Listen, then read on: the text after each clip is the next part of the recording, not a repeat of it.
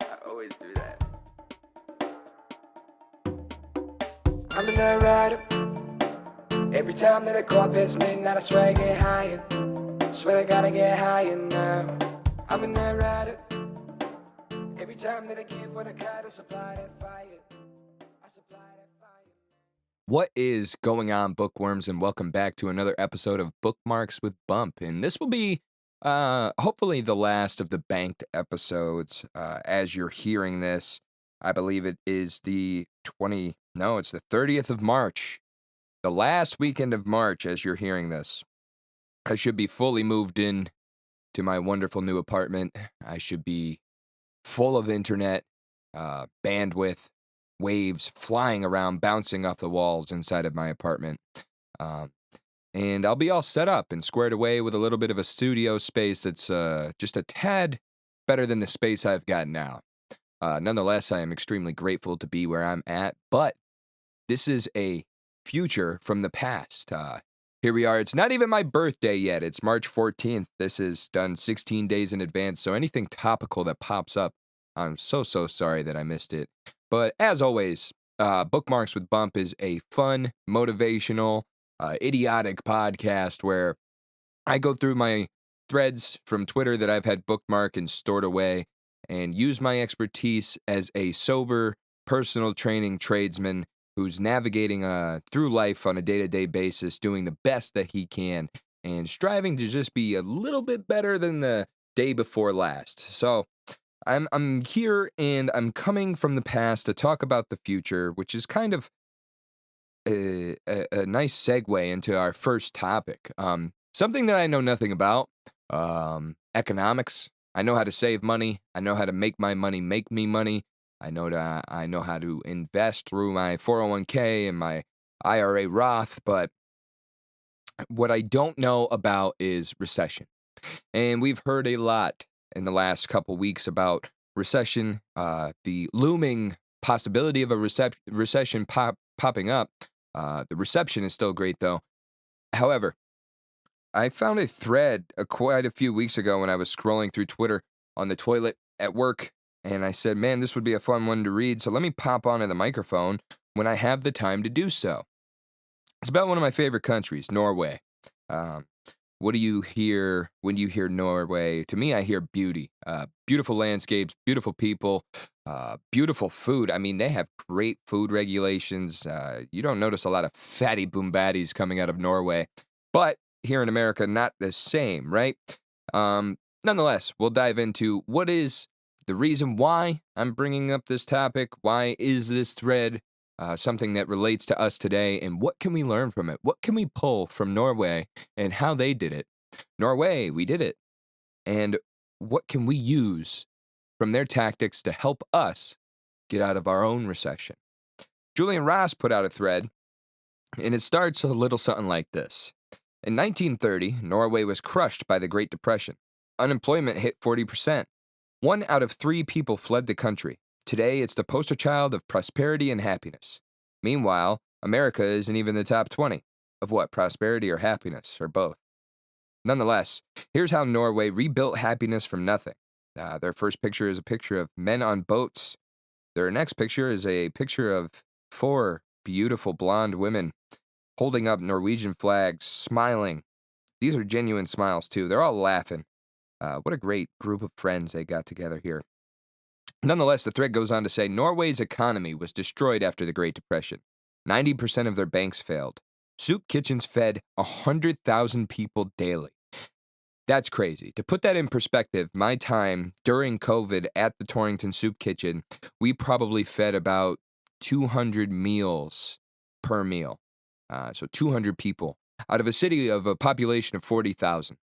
200 people would line up and grab a meal from the soup kitchen for lunch and dinner. 100,000 people daily that's astronomical numbers. People were eating tree bark and leather to survive. That's a lot of grit. Got to commend the grit. And I have a feeling that grit is going to be what pulled them out of it. But nonetheless, the thread goes on to say, they had to build their entire society from scratch. And here's where it gets interesting. In 1935, Norway tried a crazy experiment, the Nordic model. Workers gained more power. They got seats on company boards. and they shared in company profits with fair wages. While America chose pure capitalism, Norway built a system for everyone. And there's a nice diagram here that goes through the channels of how that works. And as always, please follow along in the links in the description. Read along with the threads with me. I could rename this to the Bump Read Along Hour. I probably won't, though. 3 years later, they made another crucial pivot. They established the government pension fund. Every oil dollar went into public trust. No politician could touch it. The money belonged to future generations, and today that fund is worth $1.7 trillion, about a quarter of the debt that we're in, or the debt that we're building on a year-to-year basis. That is astronomical. Look at that, $1.7 trillion. And a public trust, money that could be used for the public, money that could be used for the infrastructure, money that they made and gave right back to themselves. This is brilliant.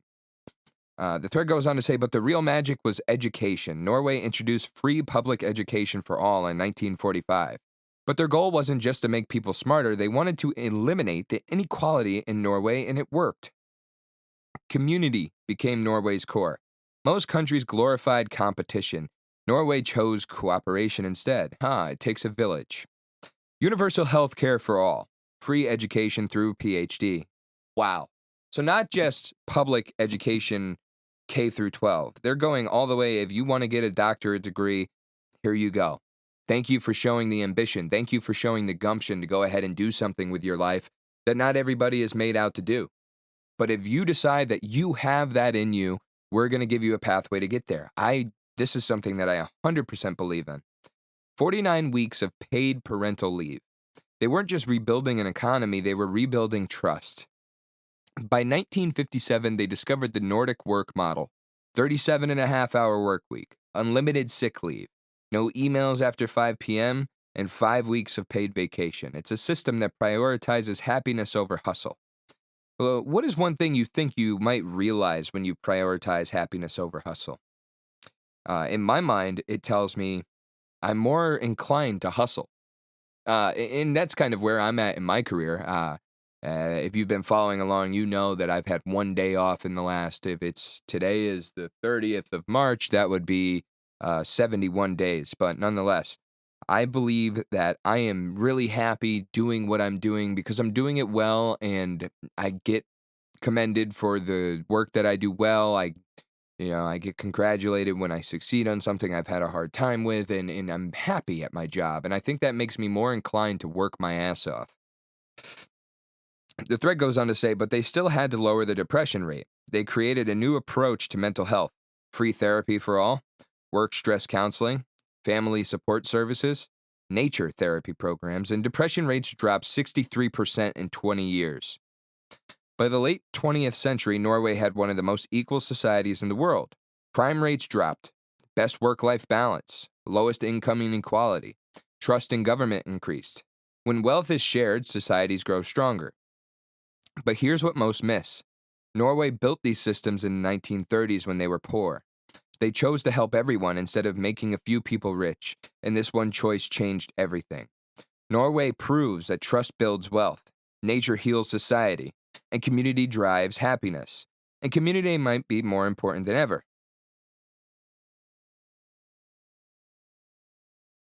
Man, that's a special story of Norway and how they climbed out of a depression. But what I see in this is something that this point right here, where they said that trust builds wealth, not wealth builds trust. It's true. Trust does build wealth. When you're able to completely work together, buy in to a cause, and move forward with the cause, everybody's more inclined to be a part of something. It's not just community, but it's team building. Not one person is more important than the other. And because there's trust there. In my line of work, it's hard sometimes to trust when I put an operator in front of a machine. I don't know if they're going to screw something up. I don't know if they're tired of working, so they're going to throw a wrench in the system. I don't know what exactly is going to happen. And I think that's because there's not a lot of equality when it comes from job to job. Operators make far less than my position, and tool makers make far more than what I make. But I trust my tool makers because I need my tool makers. I understand that we are all one little piece of the cog in the wheel. We all are one piece of the puzzle. We all need to work together to succeed. That to me is very important. Succeeding is very important to me, whether it be in my own personal job or with anything that I'm doing in a team, in a team environment. I just think that we need to embrace one another, embrace what our roles are, and move forward as a unit instead of saying, I do this, you do that. It's not just about doing your job and expecting somebody else to do the job too. It's about being aware that all of it works together. And Norway is a prime example of how that works. If the government is pulling up money and using that money for things that are tangible, things that we could see, touch, feel, smell, taste, whatever it is, you're going to be more likely to buy in and help out. But when things are veiled, when things are behind a curtain, it's hard to know exactly what you're doing. It's hard to know exactly what you're doing when you're trying to lose weight. But Rob Fit Legacy lost 18 pounds in 7 weeks, and it was ridiculously easy for him without any hunger. Now, this is more of my wheelhouse, okay? With my background as a personal trainer, I could dive into this more than I could as my background as an economist because it is non-existent.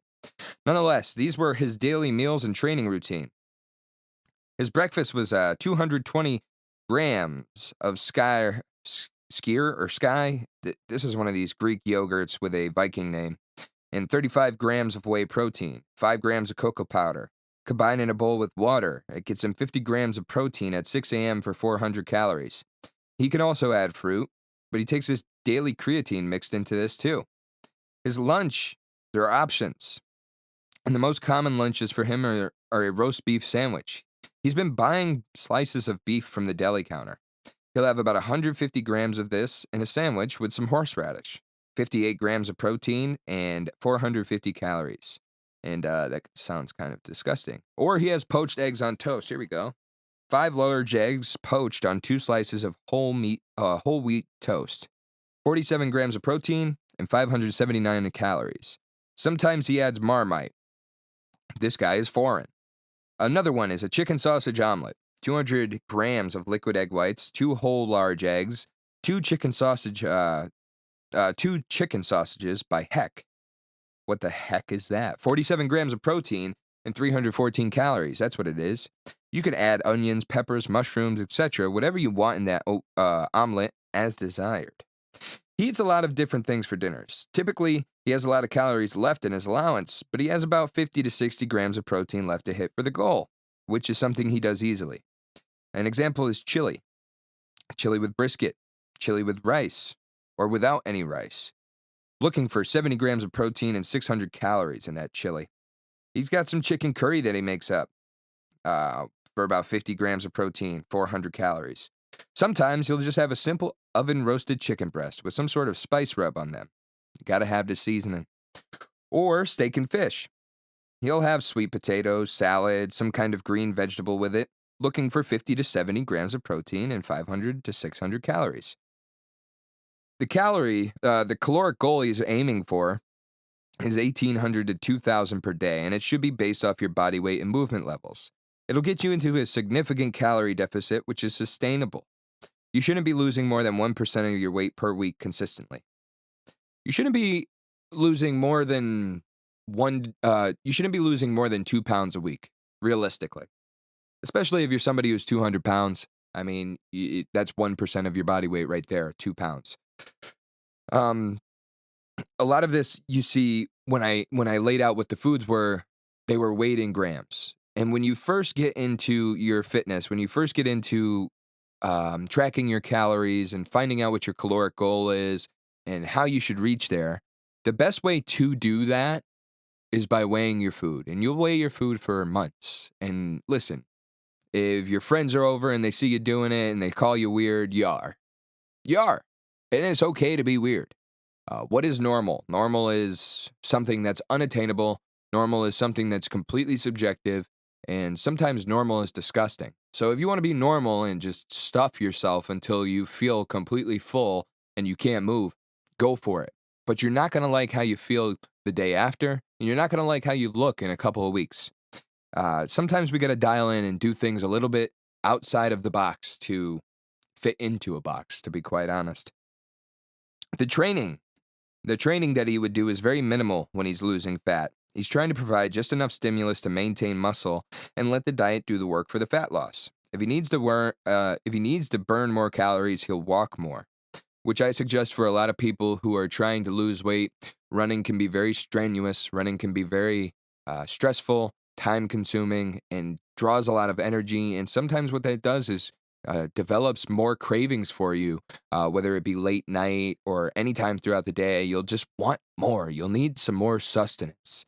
The best way to lose fat while keeping yourself eating very little is to walk. I do agree. But sometimes you got to have that dog in you.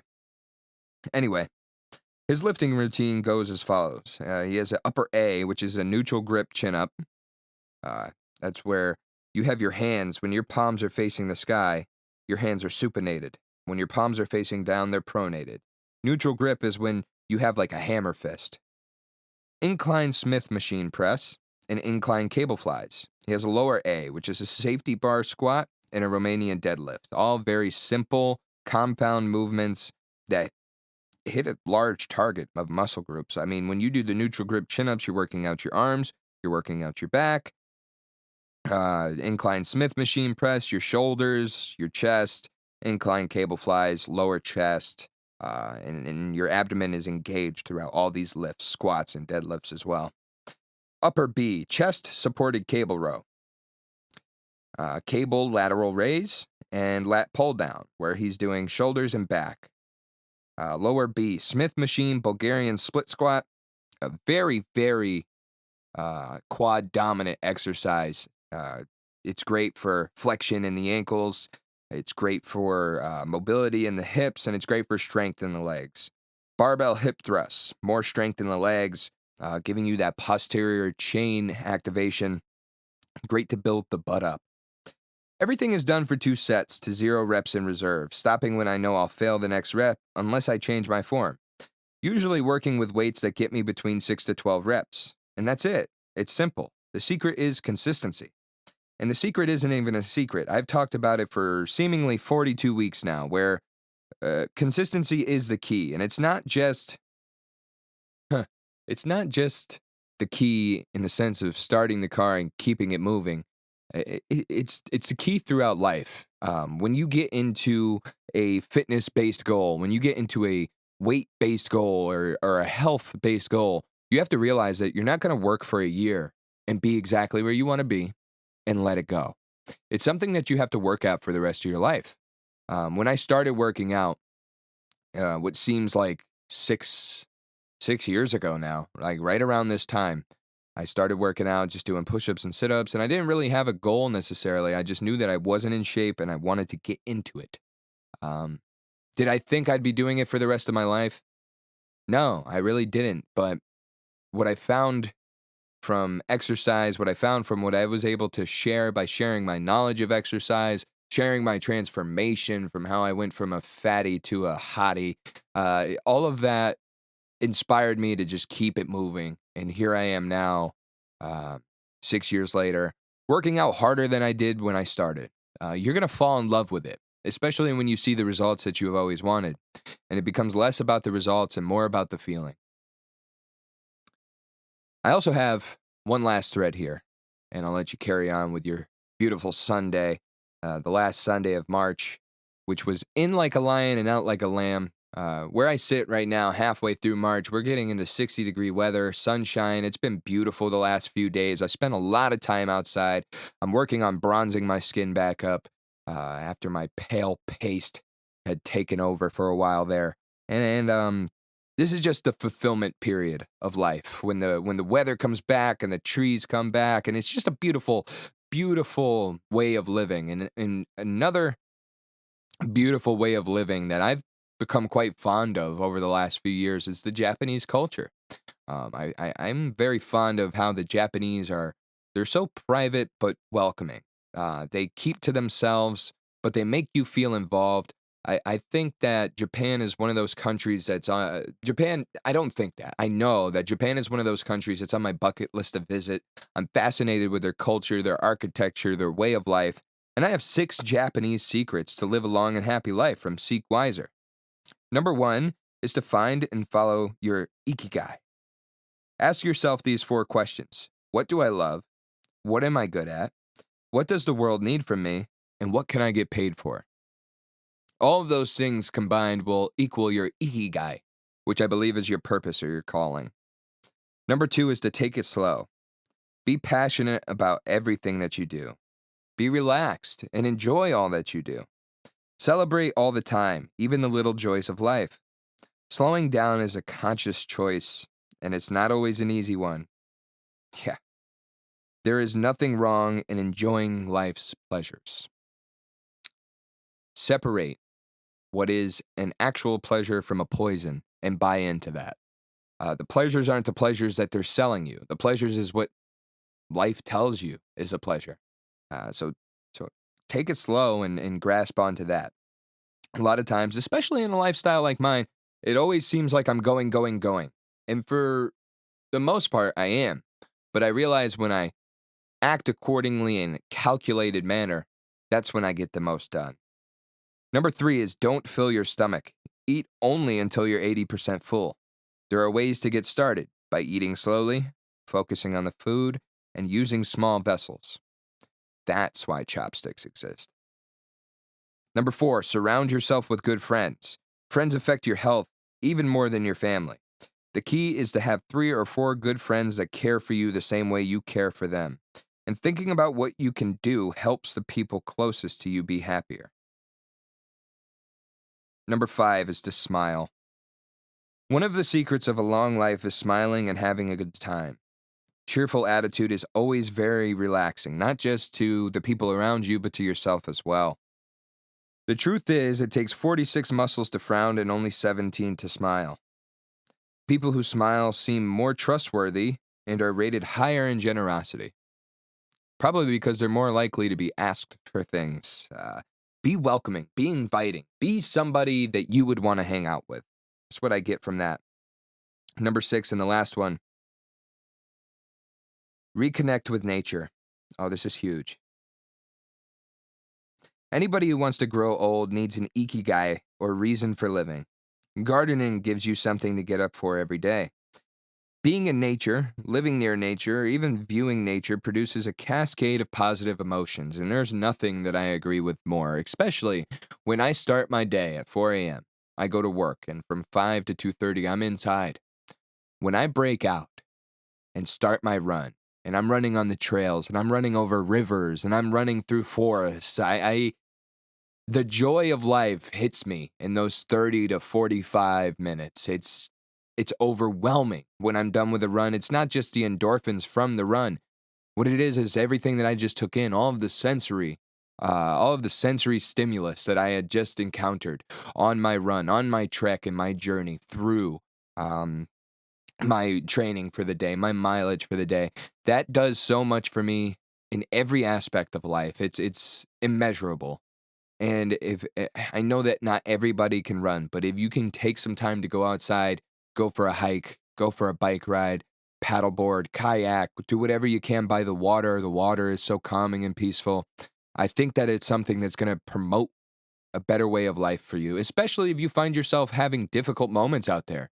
It might actually encourage you to get in the gym to be able to do different things when it comes to being outside, when it comes to hiking, climbing a mountain. One thing that I implemented this past fall before I started working Sundays was I'd wake up early on a Sunday morning, find a view, find a vista, find a hike that had a vista with a eastward facing view, and go get up the mountain before the sunrise and watch the sunrise. And that was my ikigai. My ikigai is to be somebody who can promote a positive way of living and to start the day with the sun instead of against it. That's something that really pushed me through the winter. I didn't even get hit with the seasonal depression that I might have had from time to time, from year to year. Those sunrise hikes, no matter how chilly, cold, icy, windy it got, that was something that really boosted me. on a day-to-day basis, even when I only did it once a week. But you're not going to get from your phone, from the internet, from TV or entertainment, what the world is going to give you when you just take a minute to soak it in. And I think on that note, I'm just going to head out of here with that one. I don't know what's going on in free agency on March 30th. Does Aaron Rodgers have a team? He might. I don't know. He doesn't today. The Steelers are not patiently waiting for him to sign. The Giants don't care. It seems as if people are growing tired of the man. I think whenever he steps on a football field, 1 year removed from his Achilles injury, he's going to be 100% better than he was last year, especially in an organization that's not the New York Jets, which has seemingly been a dumpster fire since the 60s. But hey, what do I know? I just came off of winning 6 Super Bowls in the last 25 years. But nonetheless, I have no sports news. March Madness is going on. I don't even know who made the tournament yet. It's not over, and it's not set till Sunday, which is my birthday. Thank you for all the birthday wishes. Thank you for all the birthday subscriptions. Thank you for everything everybody did for me for my birthday, and I'm still waiting to see what all of that is, but nonetheless, I'm just going to let you go on that one and leave you waiting till next week for the next episode of Bookmarks with Bump. As always, please hit like, subscribe, leave a rating on Apple Podcasts, Spotify, Amazon Music, iHeartRadio. Subscribe and like. Leave a comment on YouTube. Engage. Please engage with the podcast in any way possible, because I love hearing from y'all and I love your feedback. If you're looking for a workout plan, hit me up on my Instagram, TCGXBump, or send me an email at bookmarkswbump@gmail.com. As always, it's all love. God bless. I supply that fire, man. I'm a night rider. I've been riding a wave like I surf. I've been leaning in and out of work. I could show you what it's worth. Money to the ceiling. I started at the dirt. I've been riding a wave like I surf. I've been leaning in and out of work. I could show you what it's worth. Money to the ceiling. I started at the dirt. I'm a night rider. Every time that I go up past midnight, I swear I get higher. Swear I gotta get higher now. I'm a night rider. Every time that I give what I got, I supply that fire. I supply that fire, man. I'm a night rider. Every time that I go up past midnight, I swear I get higher. Swear I gotta get higher now. I'm a night rider. Every time that I go up past midnight, I swear I get higher. Swear I gotta get higher, man.